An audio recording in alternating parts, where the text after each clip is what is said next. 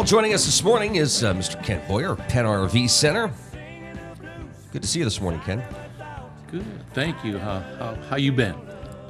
Well, until I spilled my coffee, I was doing all right. Plus, you said a four-letter word. I did, yeah. Snow. Sorry. Yeah. Sort of the sad reality that the season's winding down, huh? That is correct.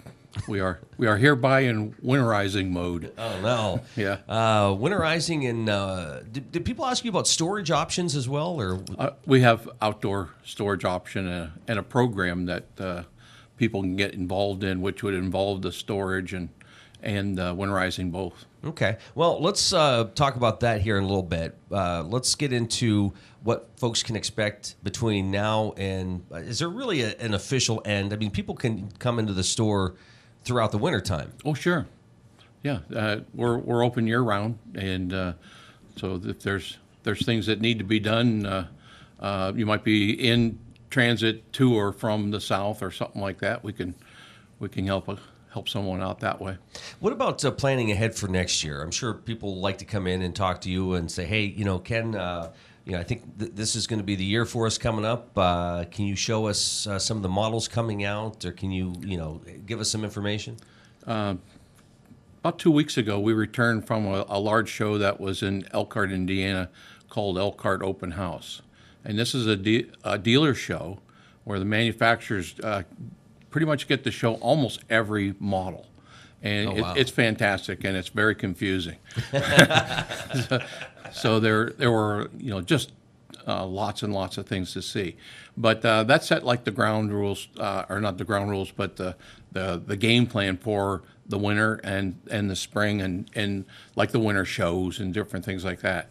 But of course, had we not attended that, we would not know about all sorts of new things that are coming down the pike. So we ordered a good bit of that. Wow. And we are going to be so full in the spring that I don't. Do you get people that will come in like this time of year, knowing that you just came back from a show like that, and say, hey, show me what you saw because I want to order one now? Yeah, occasionally we'll get that, but actually right now, the bigger thing is going on is we're having our 2018 closeouts, and there's some fantastic deals there. So I'd rather reduce them than hang on to them all winter and let some people save some money that way. Yeah. Now these are models that they can also find online.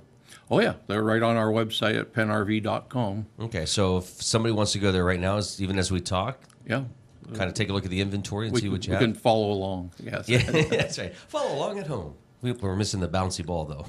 Yeah, we need a bouncy ball. Next time.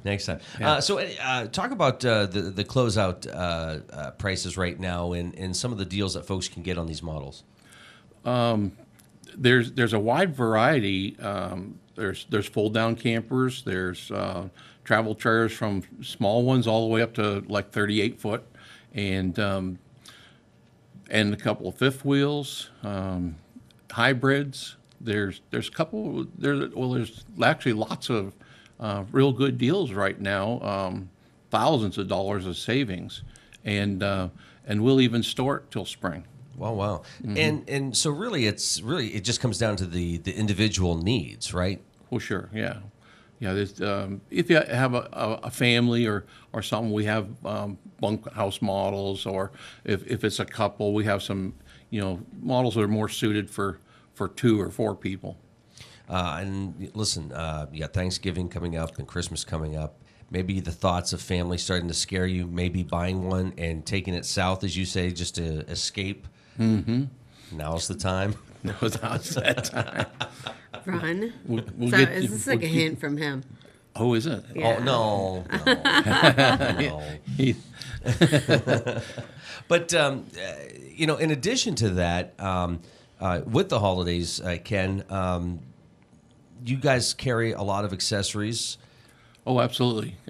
We have a lot of accessories, and of course you can get accessories so quick. It's just like a few days. You have almost anything you want, and we, of course we can install them or sell them out the door, or whatever, however you like. So when it comes to looking at the inventory you have now, and again, if people go to pennrv.com, they can check out the inventory. You mentioned that if somebody comes in now and buys something, that you'll keep it there till springtime. We're coming into those months where storage becomes an issue. How many times do you drive by and you see, a beautiful RV parked and there's grass overgrowing, and it's just not the ideal situation.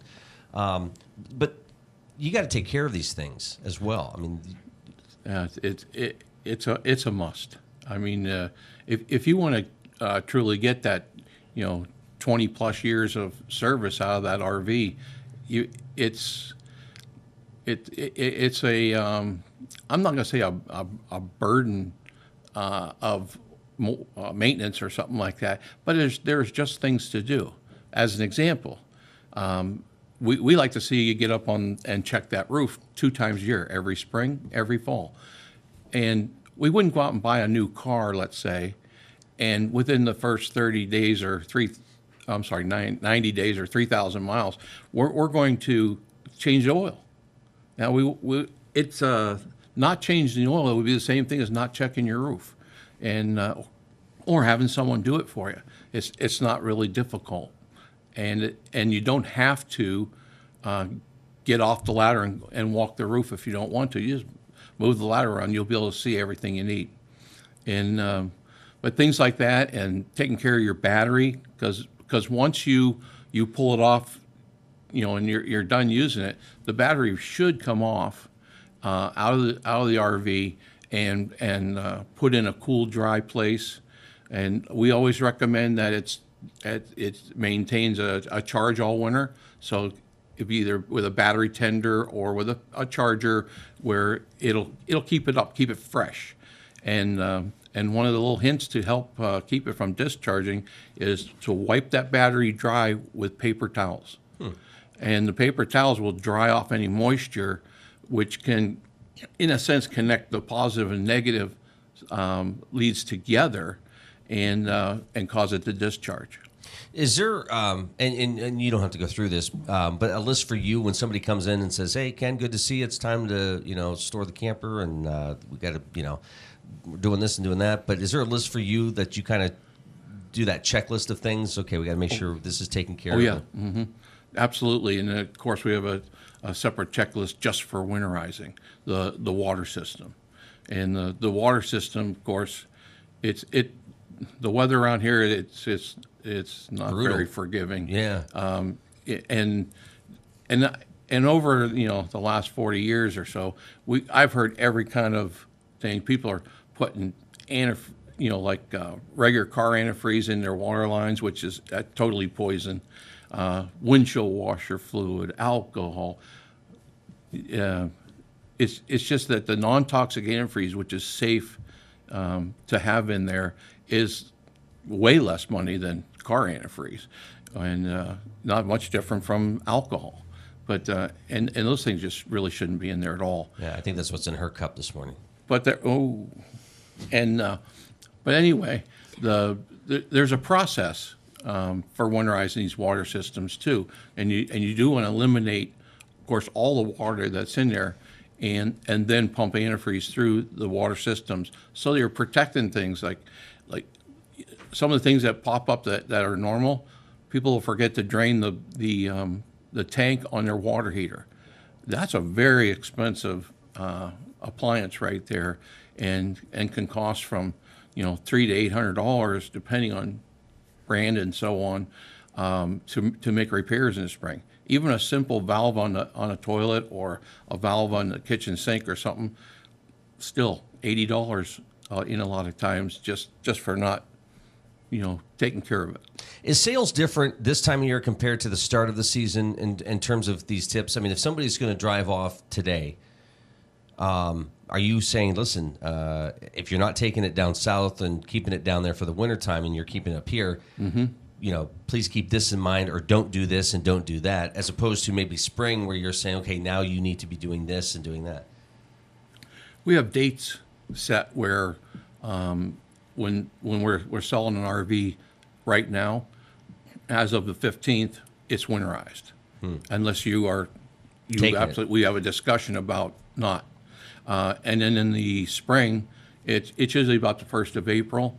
When we see a quantity of days or overnight lows that don't go down too far, we'll start wetting them out and leaving them wet out, ready to use. Now, I would imagine whether it's an expert or somebody who's just starting out, you're getting questions from all ranges. Oh yeah, for every kind of thing, and usually the telephone conversation starts out as, now you might think this is a stupid question, but I don't treat people like that. And I said, well, I understand they don't have the same knowledge as me, and I can't do their job. So it really works out where we can talk about it, and there's handouts and things like that. 8:21. This is the Morning Drill on Stream Television, Armstrong and the Allegheny News Talk Sports Network. Ken, you said you just got back from a show. What's exciting you for next season? Well, in August, we brought out a new line that's been in the market for about 3 years. It's called Vibe, and it's a nice fiberglass exterior, aluminum frame style travel trailer. I'm going to say they have about maybe 8 models now, and when we were at the show, we saw 4 new ones. Of course, I ordered one of every one, and couldn't help myself. Yeah. But what attracted you to those models? Just because they're unique, and the trailer itself is fairly unique, and not that it has something maybe way different from everybody else, but they did a really nice job of fit and finish and things like that, and that really says a lot.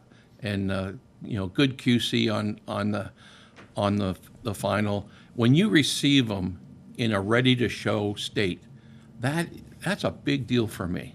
And it was, I think, the second trailer we got in August. I wrote a nice compliment and said this trailer is a model for all manufacturers.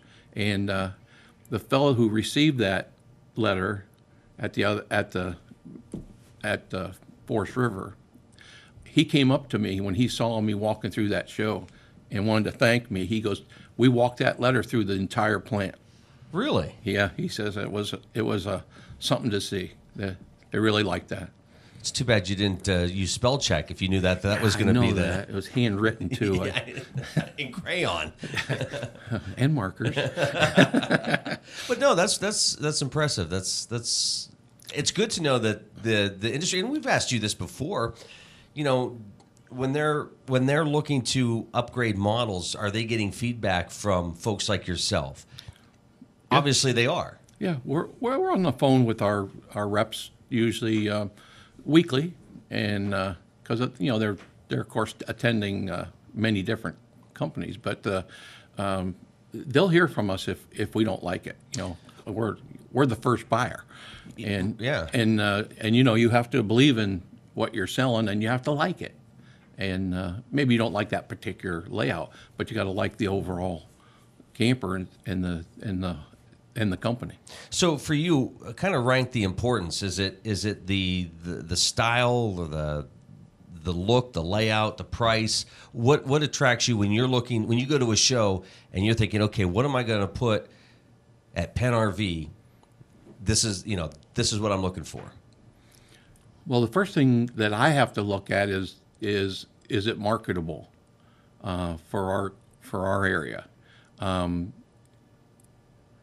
People who've shopped me know that when I started out in 2015, I had kind of a higher end line.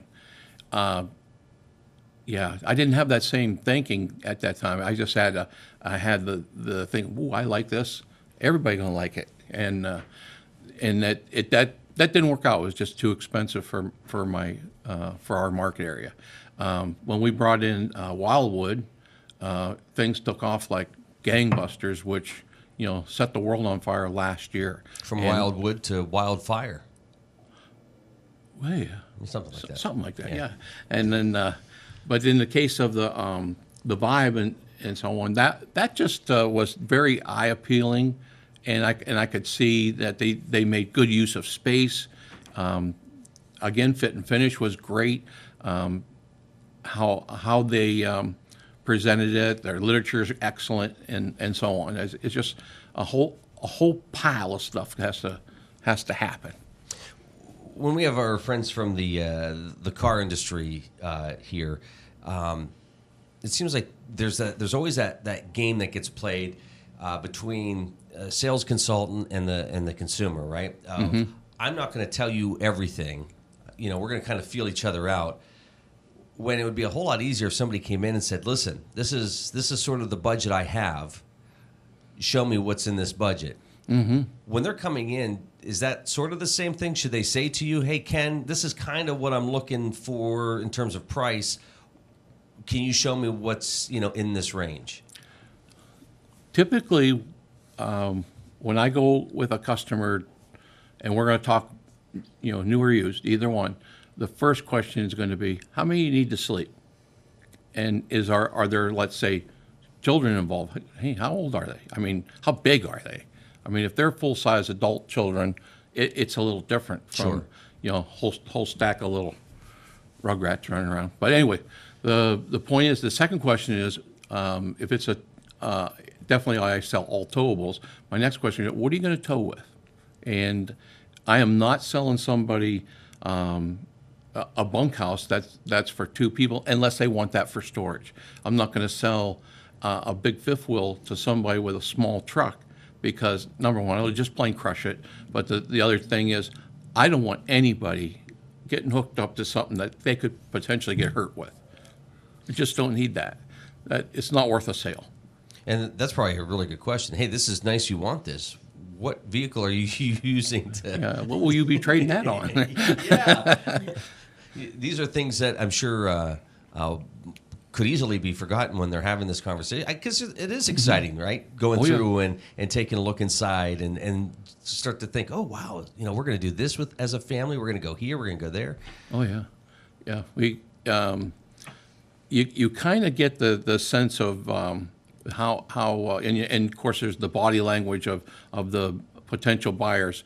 They when they walk into a camper they really like, the wife is opening up cabinets and thinking, okay, the toaster's going to go there, and they're starting to already pre-plan that, and the kids are calling what bed they're going to sleep in, if it's bunk beds or whatever, and you just start to get a that warm fuzzy feeling that says these people are going to have some fun when they get out there.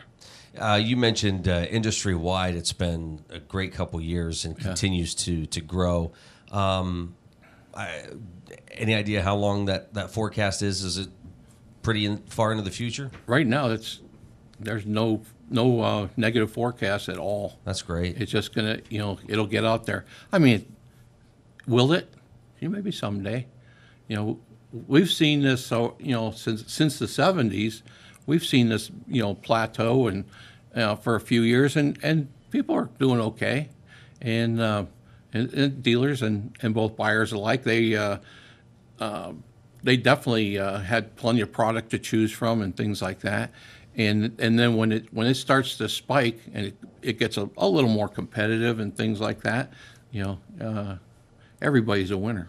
When people hear the news and they see, hey, it's a dangerous world out there. Maybe instead of taking that trip overseas right now, let's invest in staying stateside and loading the family up and hitting the road. I mean, there's some excitement to that. And the country's big and it's beautiful. It's huge.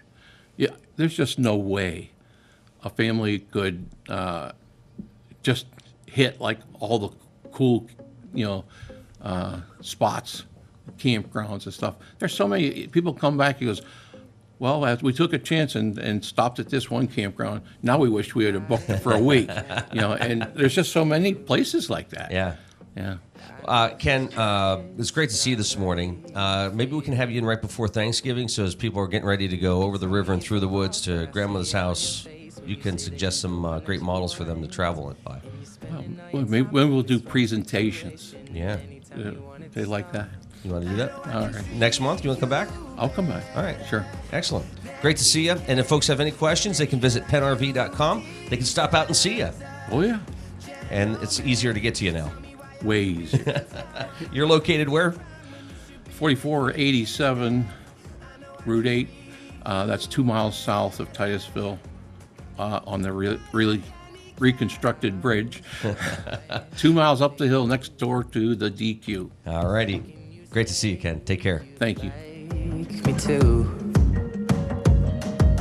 I just wanna give you the loving that you're missing, baby, just to wake up with you.